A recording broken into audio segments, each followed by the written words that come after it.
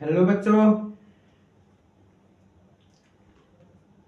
आपका स्वागत है फ्यूचर एकेडमी एंड इंस्टीट्यूशंस में।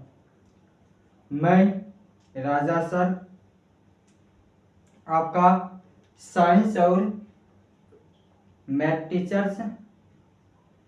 आज हम लोग डिस्कस करने वाले हैं बायोलॉजी का स्टैंडर्ड 10 का फर्स्ट चैप्टर लाइफ प्रोसेस, जिसमें हम लोग कल डिस्कस किए थे लाइफ प्रोसेस क्या होता है और इसका कुछ इवेंट था, जैसे न्यूट्रिशन के बारे में डिस्कस किए थे, रेस्पिरेशन के बारे में डिस्कस किए थे, ट्रांसपोर्टेशन के बारे में डिस्कस किए थे और एक्सक्रीशन के बारे में डिस्कस किए थे। आज हम लोग न्यूट्रिशन एंड इट्स टाइप्स के बारे में डिस्कस करेंगे। जैसे न्यूट्रिशन के बारे में डिस्कस करेंगे, न्यूट्रिशन क्या होता है और इसका टाइप्स। दो तरह का न्यूट्रिशन होता है, क्या क्या? Autotrophic nutrition and heterotrophic nutrition. Next, heterotrophic nutrition के टाइप्स के बारे में डिस्कस करेंगे। हेटेरोट्रोपिक न्यूट्रिशन 3 टाइप्स का होता है, सैप्रोफाइटिक न्यूट्रिशन, पैरासाइटिक न्यूट्रिशन और होलोजोइक न्यूट्रिशन। और फिर सेकंड टॉपिक हमारा है न्यूट्रिएंट्स एंड इट्स टाइप्स। इसमें हम लोग न्यूट्रिएंट के बारे में डिस्कस करेंगे और फिर इसके 2 टाइप्स के बारे में डिस्कस करेंगे। इनऑर्गेनिक न्यूट्रिएंट्स क्या होता है और ऑर्गेनिक न्यूट्रिएंट्स क्या होता है। चलिए हम लोग डिस्कस करते हैं न्यूट्रिएंट क्या होता है।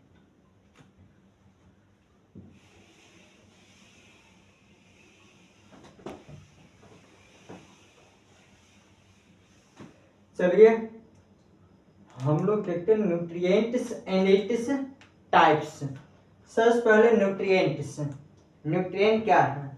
Nutrients are inorganic as well as organic substance which the organisms obtain from their surroundings in order to synthesize their body constituents and use them as a source of energy।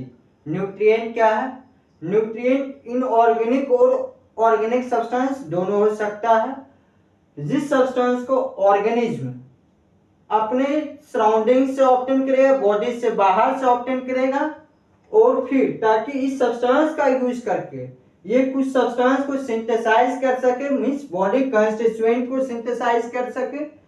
Body constituent का मतलब हुआ body को maintain रखने के लिए, body के requirement के लिए जो भी मटेरियल की जरूरत होगा उस सब्सटेंस को ये सिंथेसाइज कर सके और इस सब्सटेंस का यूज एनर्जी के सोर्स के लिए भी कर सके। फिर next, green plants are independent of outside source of organic substance. Green plant जो है वो क्या है? ऑर्गेनिक सब्सटेंस के लिए इंडिपेंडेंट है। क्या है? ऑर्गेनिक सब्सटेंस के लिए इंडिपेंडेंट है, means green plant organic substance को सिंथेसाइज करेगा, लेकिन आउटसाइड सोर्स में जो भी ऑर्गेनिक सब्सटेंस प्रेजेंट रहेगा उस ऑर्गेनिक सब्सटेंस को ये ऑब्टेन नहीं करेगा। कौन ऑब्टेन नहीं करेगा? Green plant. ग्रीन प्लांट जो है वो outside source of organic substance के लिए इंडिपेंडेंट है। They get inorganic nutrients from outside. बाहर से ये क्या लेगा? आउटसाइड से क्या ऑब्टेन करेगा? इनऑर्गेनिक न्यूट्रिएंट्स को ऑब्टेन करेगा। इनऑर्गेनिक न्यूट्रिएंट का मतलब हो गया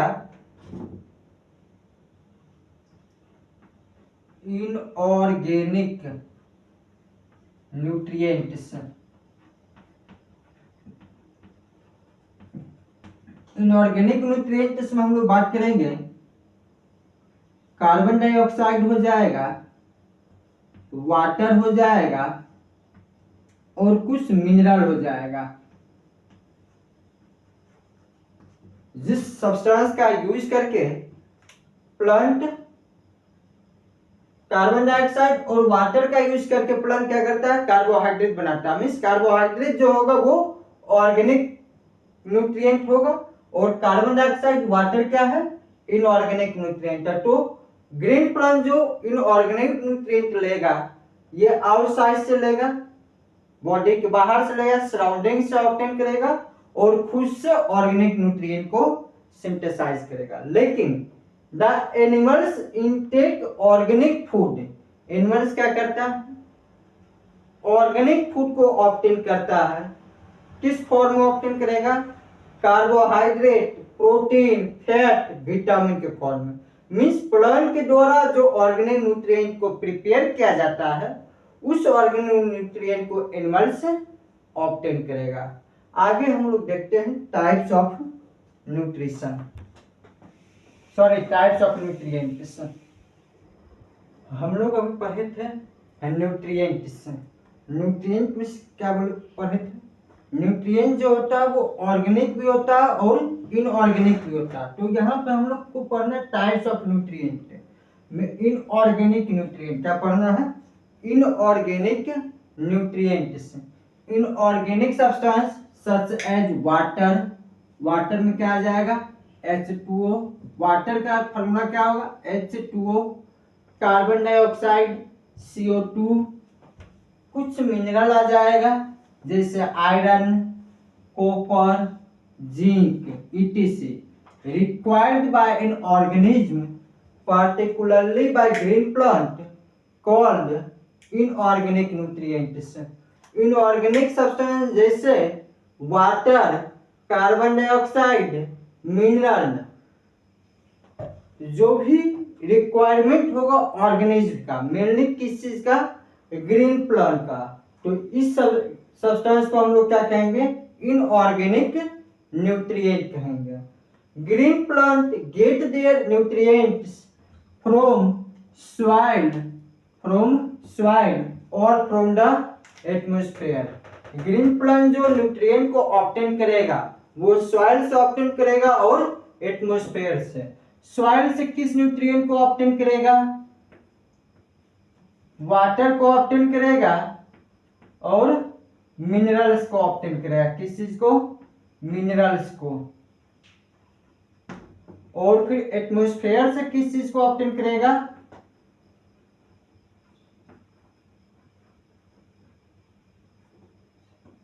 कार्बन डाइऑक्साइड को। किस चीज को, कार्बन डाइऑक्साइड को। तो वाटर, मिनरल्स और कार्बन डाइऑक्साइड क्या कहलाएगा, inorganic nutrients. The inorganic element present in the soil, जो इनऑर्गेनिक एलिमेंट सॉइल में प्रेजेंट रहेगा मींस सॉइल से ऑब्टेन किया जाएगा, उस इनऑर्गेनिक एलिमेंट को हम लोग क्या कहेंगे, मिनरल एलिमेंट और मिनरल न्यूट्रिशन। क्या कहेंगे, मिनरल एलिमेंट और मिनरल न्यूट्रिएंट्स। फिर है ऑर्गेनिक न्यूट्रिएंट। क्या है, ऑर्गेनिक न्यूट्रिएंट। इनऑर्गेनिक न्यूट्रिएंट कहाँ से ऑब्टेन करते हैं, आउटसाइड द सोर्स, बाहर से ऑब्टेन किया जाता है, इसको प्रिपेयर नहीं किया जाता है बॉडी के अंदर। लेकिन ऑर्गेनिक न्यूट्रिएंट जो होता है वो ऑर्गेनिज्म के बॉडी के अंदर प्रिपेयर होता है। किस फॉर्म में, कार्बोहाइड्रेट, प्रोटीन, फैट, विटामिन और मिनरल के फॉर्म में। No organic nutrients are obtain by the organism. Organic nutrient कहाँ से ऑब्टेन किया जाएगा, ऑर्गेनिज्म से, जैसे प्लांट और एनिमल बॉडी से ऑब्टेन किया जाएगा। Organic nutrients include carbohydrate, protein, fat etc। इसके बाद हम लोग पढ़ेंगे न्यूट्रिशन एंड इट्स टाइप्स। चलिए हम लोग न्यूट्रिशन पढ़ते हैं। What do you understand by term nutrition? इससे पहले हम लोग चर्चा किए थे, डिस्कस किए थे न्यूट्रिएंट्स एंड इट्स टाइप्स पे। अब हम लोग डिस्कस करने वाले हैं न्यूट्रिशन एंड इट्स टाइप्स पे। और कल के क्लास में हम लोग डिस्कस किए थे what you understand by term nutrition, और यहाँ भी हम लोग को न्यूट्रिशन के डेफिनेशन को जानना है। It is defined as the process of intake of nutrients and its utilization by an organism for various biological activity। Means nutrition क्या है, ये एक प्रोसेस है। न्यूट्रिशन क्या है, एक प्रोसेस है जिस प्रोसेस से ऑर्गेनिज्म न्यूट्रिएंट को अपने अंदर ऑब्टेन करता है और फिर इस न्यूट्रिएंट का यूटिलाइज करता है। किसके लिए यूटिलाइज करेगा? अलग अलग बायोलॉजिकल एक्टिविटी के लिए। किसके लिए यूटिलाइज करेगा? अलग अलग बायोलॉजिकल एक्टिविटी के लिए। तो इस प्रोसेस को हम लोग क्या कहेंगे? न्यूट्रिशन।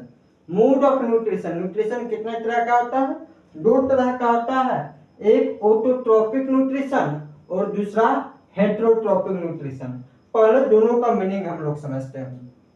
ऑटोट्रोपिक दो वर्ड के मिलकर बना है, एक ऑटो और दूसरा ट्रोप। क्या क्या? ऑटो और ट्रोप। ऑटो मीन्स होता है सेल्फ। ऑटो मीन्स क्या होता है? Self. Auto means self, troph means to nutrition. इस तरह का न्यूट्रिशन जिसमें ऑर्गेनिज्म अपना न्यूट्रिशन मीन्स अपना भोजन खुद से बनाता है। क्या करता है? खुद से बनाता है। तो इस तरह के न्यूट्रिशन को हम लोग क्या कहेंगे? Autotrophic nutrition. और हेटेरोट्रोपिक न्यूट्रिशन भी दो वर्ड के मिलकर बना है, एक हेटेरो और दूसरा ट्रोप। हेटेरो और ट्रोप। हेटेरो मीन्स क्या होता है? अदर्स, और ट्रोप मीन्स क्या होता है? To nutrition. तो इसमें क्या होगा? वैसा ऑर्गेनिज्म जो अपना भोजन खुद से नहीं प्रिपेयर करेगा बल्कि बना बनाया भोजन पे निर्भर रहेगा, डिपेंडेंट रहेगा। तो इस तरह का ऑर्गेनिज्म को हम लोग क्या कहेंगे? हेटेरोट्रोपिक न्यूट्रिशन। ऑर्गेनिज्म को हेटेरोट्रोप्स कहा जाएगा और मोड ऑफ न्यूट्रिशन को हम लोग क्या कहेंगे? हेटेरोट्रोपिक न्यूट्रिशन। चलिए, it is a kind of nutrition in which the organism prepare their own organic food utilizing only the inorganic raw materials present in a surrounding। Means autotrophic nutrition एक इस ऐसा तरह का न्यूट्रिशन है जिसमें ऑर्गेनिज्म अपना भोजन खुद से बनाता है। किस तरह का भोजन तैयार करेगा? ऑर्गेनिक फूड तैयार करेगा। कैसे? इसका यूटिलाइज करके, इनऑर्गेनिक रॉ मटेरियल का यूटिलाइज करके। जो इनऑर्गेनिक रॉ मटेरियल कहाँ प्रेजेंट रहेगा? सराउंडिंग में। आगे हेटेरोट्रोपिक न्यूट्रिशन की बात करते हैं। It is a kind of nutrition in which the organism derive energy from the intake and digestion of the organic substance prepared by autotrophs and other organic source. ये क्या होता है? ये इस तरह का न्यूट्रिशन है जिसमें ऑर्गेनिज्म अपना भोजन खुद से प्रिपेयर नहीं करेगा बल्कि बना बनाया भोजन पे डिपेंडेंट रहेगा।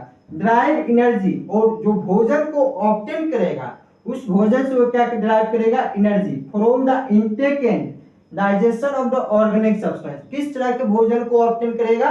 ऑर्गेनिक सब्सटेंस को ऑब्टेन करेगा। जो ऑर्गेनिक सब्सटेंस किसके द्वारा प्रिपेयर किया गया होगा? या तो ऑटोट्रोप्स के द्वारा प्रिपेयर किया गया होगा या किसी दूसरे ऑर्गेनिक सोर्स मींस किसी दूसरे एनिमल्स को ईट करके ऑब्टेन करें।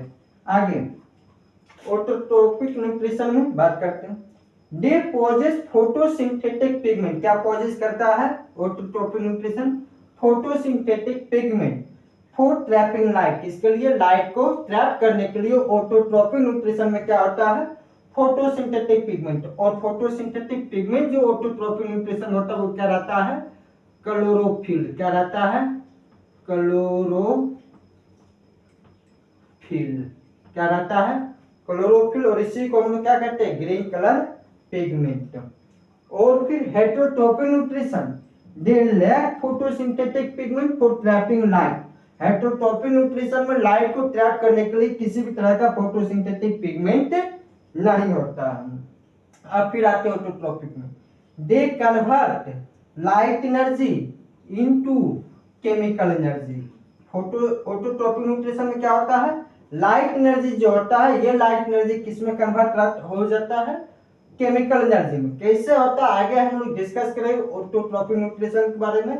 न्यूट्रिशन इन प्लांट को एक स्पेशल वीडियो में हम लोग डिस्कस करेंगे। उसमें हम लोग जानेंगे लाइट एनर्जी जो होता है वो केमिकल एनर्जी में कैसे कन्वर्ट होता है। अभी हम लोग को सिर्फ जानना है ऑटोट्रोपिक न्यूट्रिशन का क्या काम होता है? लाइट एनर्जी को किस में कन्वर्ट करेगा? केमिकल एनर्जी में। और फिर हेटेरोट्रोपिक न्यूट्रिशन में they do not convert light energy into chemical energy. Heterotrophic nutrition कभी भी लाइट एनर्जी को केमिकल एनर्जी में कन्वर्ट नहीं करेगा। हेटेरोट्रोपिक न्यूट्रिशन का एग्जांपल क्या हो जाएगा? Animals, humans, parasites, fungi. और हेटेरोट्रोपिक न्यूट्रिशन का एग्जांपल क्या होगा? ऑल ग्रीन प्लांट्स और साइनोबैक्टीरिया। और साइनोबैक्टीरिया को ही हम लोग क्या कहते हैं? Blue green alga, blue green algae. चलिए आगे अब हम लोग डिस्कस करेंगे हेटेरोट्रोपिक न्यूट्रिशन के टाइप्स का। कितने तरह का हेटेरोट्रोपिक न्यूट्रिशन होता है? 3 तरह का होता है, सैप्रोफाइटिक, पैरासाइटिक और होलोजोइक। इस तीनों के बारे में हम लोग पूरे डिटेल में डिस्कस करते हैं। चलिए हम लोग हेटेरोट्रोपिक न्यूट्रिशन और ऑटोट्रोपिक न्यूट्रिशन का डिफरेंस देख लिए। अब हम लोग देखते हैं टाइप्स ऑफ हेटेरोट्रोपिक न्यूट्रिशन। हेटेरोट्रोपिक न्यूट्रिशन कितने तरह का होता है? 3 तरह का होता है। कितने तरह का? 3 तरह का। हेटेरोट्रोपिक न्यूट्रिशन कितने तरह का होता है? 3 तरह का। क्या क्या? सैप्रोफाइटिक न्यूट्रिशन, पैरासाइटिक न्यूट्रिशन और होलोजोइक न्यूट्रिशन। सैप्रोफाइटिक न्यूट्रिशन को क्या लिखा बोला जाता है? सैप्रोट्रोपिक न्यूट्रिशन। क्या बोला जाता है? सैप्रोट्रोपिक न्यूट्रिशन। सैप्रोफाइटिक न्यूट्रिशन क्या होता है? इसको हम लोग पहले देख लेते हैं, फिर पैरासाइटिक न्यूट्रिशन को देख लेंगे, फिर होलोजोइक न्यूट्रिशन को देख लेंगे। सैप्रोफाइटिक न्यूट्रिशन क्या होता है? Saprophytic nutrition refers to such kind of nutrition in which the organism derive their nutrients from dead and decaying organic matter. Saprophytic या saprotropic nutrition क्या होता है? इस तरह का हेटेरोट्रोपिक न्यूट्रिशन होता है जिसमें ऑर्गेनिज्म अपना न्यूट्रिएंट कहाँ से ऑब्टेन करेगा, कहाँ से डिराइव करेगा? Dead and decaying organic matter से डिराइव करेगा। कहाँ से? Dead and decaying organic matter से। ऑर्गेनिज्म भोजन को कहाँ से डिराइव करेगा? Dead and decaying organic matter से डिराइव करेगा। एग्जांपल क्या हो जाएगा? Many fungi. फंगी में क्या क्या आ जाएगा? ईस्ट से, म्यूकोर, मशरूम, इटिस एंड बैक्टीरिया। इसके बाद next, the soluble food in the form of fluid is absorbed through the body surface by the saprophyte। अब ये जो भोजन को dead and decaying organic matter को एब्जॉर्ब करता है, तो किस तरह का भोजन को एब्जॉर्ब करेगा? सॉल्युबल फूड को एब्जॉर्ब करेगा। और ये सॉल्युबल फूड फ्लूइड के फॉर्म में होगा। इस चीज को बॉडी सरफेस के द्वारा, सैप्रोफाइट के बॉडी सरफेस के द्वारा एब्जॉर्ब होगा। बात किया जाए कि सॉल्युबल फूड को कैसे एब्जॉर्ब करेगा, मींस इसका डाइजेशन जो होता है वो क्या होता है? इंट्रा सेलुलर नहीं होता है, एक्स्ट्रा सेलुलर डाइजेशन होता है। कैसा डाइजेशन होगा? Extra cellular digestion. डाइजेशन दो तरह का, एक एक्स्ट्रा सेलुलर डाइजेशन और दूसरा intra cellular digestion. Intra cellular digestion. Intracellular digestion का मतलब क्या हुआ? डाइजेशन न्यूट्रिएंट का कहाँ पे होगा? शरीर के अंदर होगा, बॉडी के अंदर होगा। और एक्स्ट्रा सेलुलर डाइजेशन का मतलब हुआ भोजन का या न्यूट्रिएंट का जो डाइजेशन होगा वो शरीर के बॉडी के बाहर होगा, आउटसाइड द बॉडी। तो सैप्रोफाइट जो होता है, जो भी डेड और डिकेइंग ऑर्गेनिक मैटर से न्यूट्रिएंट को ऑब्टेन करेगा, पहले डाइजेस्टिव जूस जो होगा वो बॉडी के बाहर सेक्रेट करेगा। कौन सा जूस? Digestive juice. कहां सेक्रेट करेगा? बॉडी के बाहर सेक्रेट करेगा। और डाइजेस्टिव जूस इस dead and decaying organic matter को छोटा छोटा पीस में क्या करेगा? डाइजेस्ट कर देगा। फिर उस डाइजेस्टेड फॉर्म में सॉल्युबल फूड को फ्लूइड के फॉर्म में बॉडी सरफेस के द्वारा एब्जॉर्ब किया जाएगा। आगे, few animals also absorb soluble nutrients from non-living organic matter। कुछ एनिमल्स ऐसा भी होता है जो soluble nutrient को कहां से एब्जॉर्ब करता है? नॉन लिविंग ऑर्गेनिक मैटर से। कहां से एब्जॉर्ब करता है? नॉन लिविंग ऑर्गेनिक मैटर से। तो इस तरह के न्यूट्रिशन को हम लोग क्या कहेंगे? सैप्रोजोइक न्यूट्रिशन। क्या कहेंगे? सैप्रोजोइक न्यूट्रिशन। तो एग्जाम्पल यहाँ पर हम लोग को मेनली समझ में आना चाहिए और याद रहना चाहिए सैप्रोफाइटिक न्यूट्रिशन क्या होता है, एग्जाम्पल याद रहना चाहिए। फिर यहाँ पे डाइजेशन कैसा होता है, एक्स्ट्रा सेलुलर डाइजेशन होता है या इंट्रा सेलुलर डाइजेशन होता है। एक्स्ट्रा सेलुलर डाइजेशन होता है तो बॉडी का जो डाइजेस्टिव जूस होगा वो कहाँ सेक्रेट किया जाएगा, बॉडी के बाहर सेक्रेट किया जाएगा। ये चीज हमको याद रखना चाहिए। मेनली एग्जांपल हमें याद रहना चाहिए सैप्रोफाइटिक न्यूट्रिशन का एग्जांपल क्या होगा, फंगी, ईस्ट, म्यूकोर और मशरूम और फिर बैक्टीरिया हो जाएगा। ये चीज याद रहना चाहिए। ठीक, अब हम लोग बात करते हैं पैरासाइटिक न्यूट्रिशन का। चलिए हम लोग सैप्रोफाइटिक न्यूट्रिशन में देख लिए क्या होता है। अब हम लोग पैरासाइटिक न्यूट्रिशन देखते हैं। पैरासाइटिक न्यूट्रिशन क्या होता है, it is a type of nutrition in which the organism derive their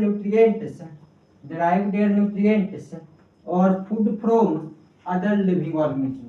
ये इस तरह का न्यूट्रिशन होता है जिसमें ऑर्गेनिज्म अपना न्यूट्रिएंट्स और फूड कहाँ से डराइव करता है, किसी दूसरे ऑर्गेनिज्म से डराइव करेगा। या तो ऑर्गेनिज्म के बॉडी के अंदर रहेगा या ऑर्गेनिज्म के बॉडी के ऊपर रह के क्या करेगा, न्यूट्रिएंट को डराइव करेगा।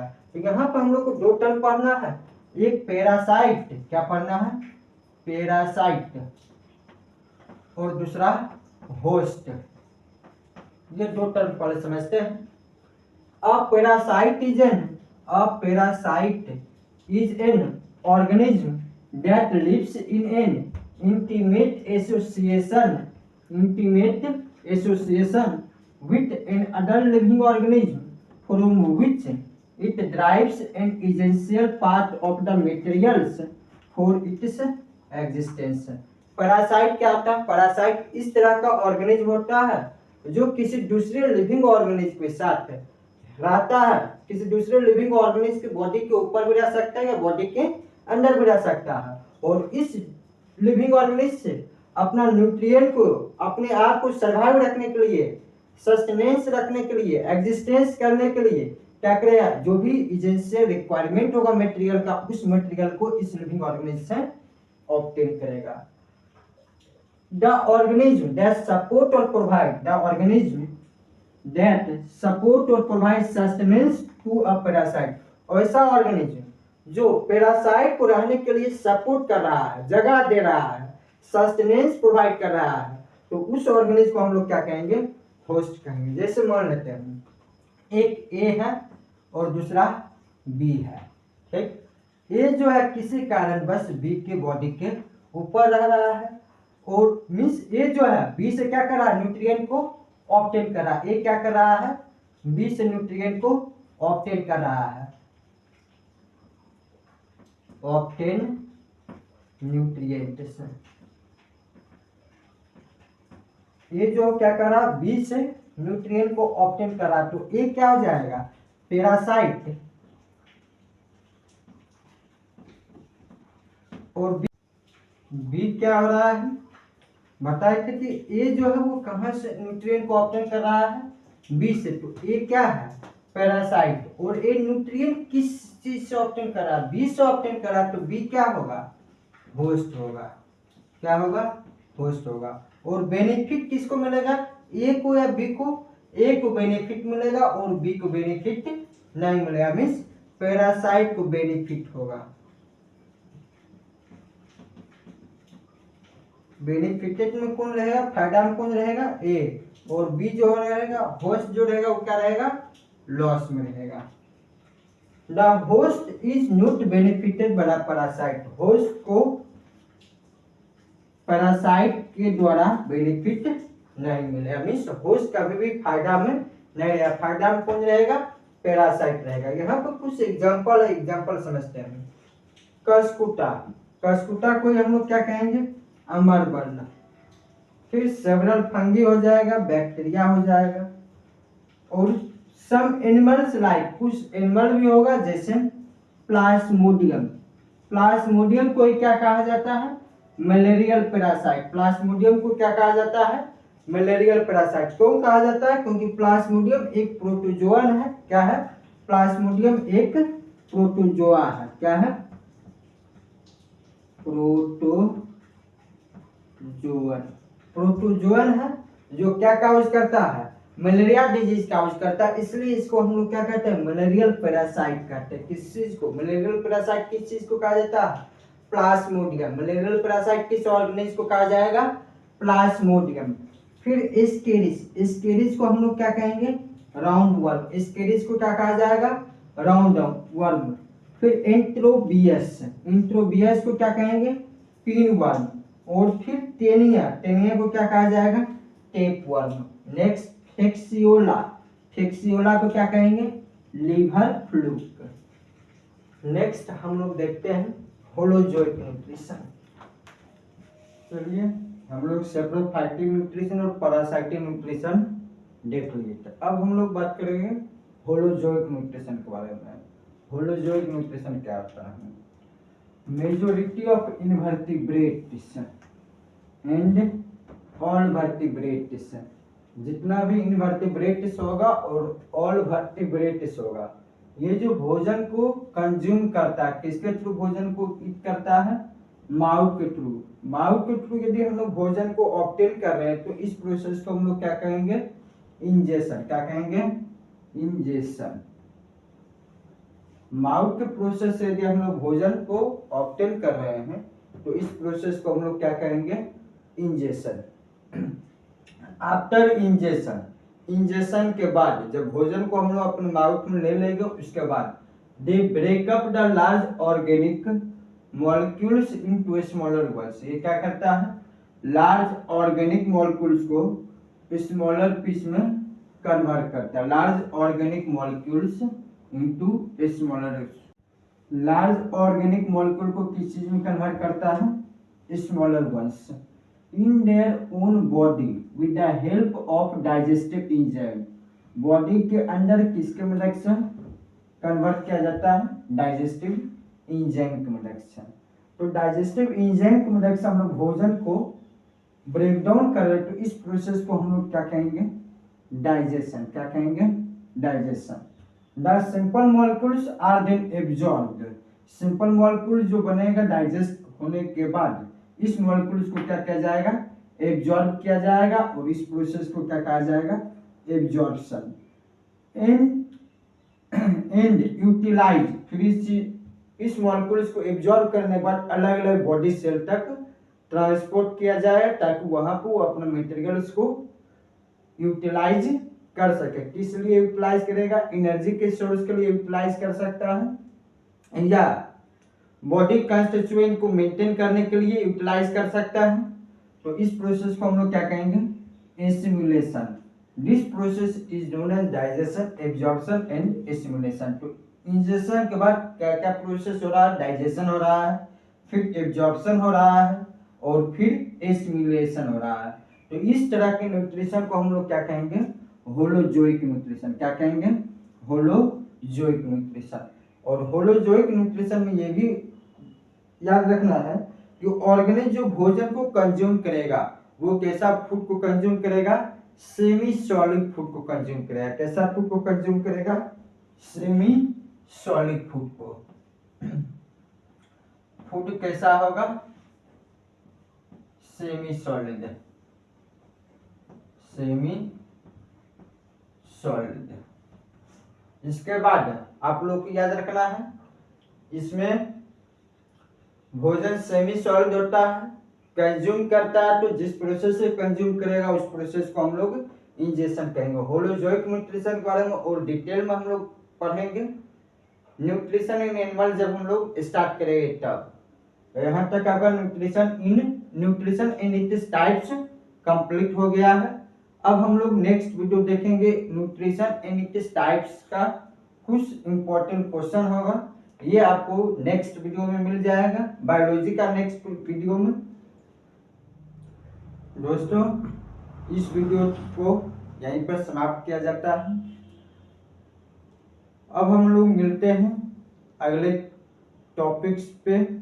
नेक्स्ट टॉपिक आप लोग का रहेगा न्यूट्रिशन इन प्लांट, बायोलॉजी का।